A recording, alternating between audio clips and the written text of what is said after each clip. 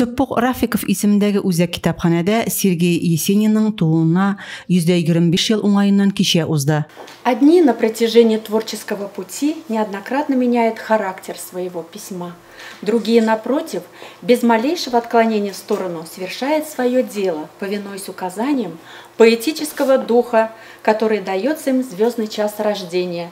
Вот таков и Сергей Есенин. Кичәгә 2нче мәктәпнең югары сыйныф укучылары чакырылды. Китапханәнең китап бирү бүлеге хезмәткәрләре мондый чараны ел саен оештыра. Алар укучыларга шагыйрьнең фаҗигале язмышы һәм бөек иҗаты турында сөйләп, Есенинның тормышка, туган җиренә мәхәббәтен тасвирладылар, аның табигатьнең матурлыгын ничек тоемлавы турында бәян иттеләр.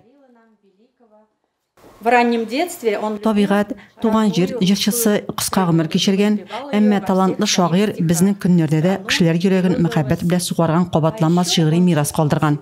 Есенин иҗаты белән менә шундый җанлы танышу укучыларыбызның рухи дөньясын баетуга, бөек рус әдәбиятына мәхәббәт тәрбияләүгә бурычлык итә ди Лилия Хафизова. Есенин лирикасының серле тарту көче үлемсез. Моңа кичәдә аның шигырьләрен, аларга язылган романсларын башкаручы укучылар һәм аларның тыңлаучылар тирән инанды. Белая береза под моим окном накрылась снегом, точно серебром. На пушистых ветках снежной каймой распустились кисти белой бахромой. Китапханәдә язучының иҗаты, тормышы буенча китап күргәзмәсе дә эшли. Рәзимә Кашапова, Юлия Казамарова, Татарстан хәбәрләре.